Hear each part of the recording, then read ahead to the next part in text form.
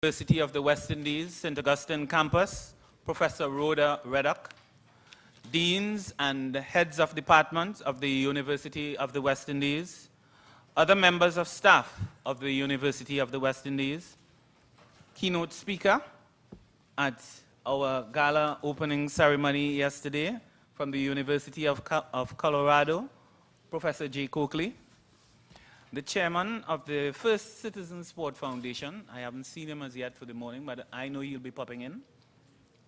The chair of the Sport Development Committee of the First Citizen Sport Foundation, Ms. Catherine Ford. Other members of the First Citizen Sport Foundation, Mr. Gabriel McTeer, Physical Education Sport Officer 2 at the Ministry of Sport. Other representatives of the Ministry of Sport, Executive Manager of the Sport Development and Performance Unit of the Sports Company of Trinidad and Tobago, Mr. Anthony Creed, members of the Board of Directors of the Sports Company of Trinidad and Tobago, I see Mr. Anand Ramnanan Singh, other representatives of the Sports Company of Trinidad and Tobago, representatives of the national governing bodies of sport, members of staff of the University of Trinidad and Tobago, representatives of institutions of higher learning in Trinidad and Tobago, the region, and the wider global community. A special mention must be made of the Texas A&M University, which has quite a large contingent attending.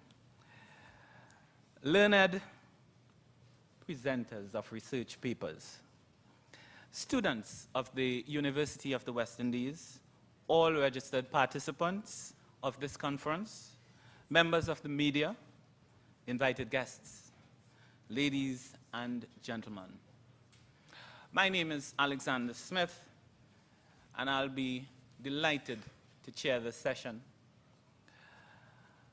Professor Rhoda Reddock, Deputy Principal of the University of the West Indies, St. Augustine, in her address at the opening ceremony of this historic conference stated, and I quote, "The Caribbean region has experienced increasing recognition in the global sporting arena with a number of world champions in various sporting disciplines, including this campus's own J. Hugh Gordon.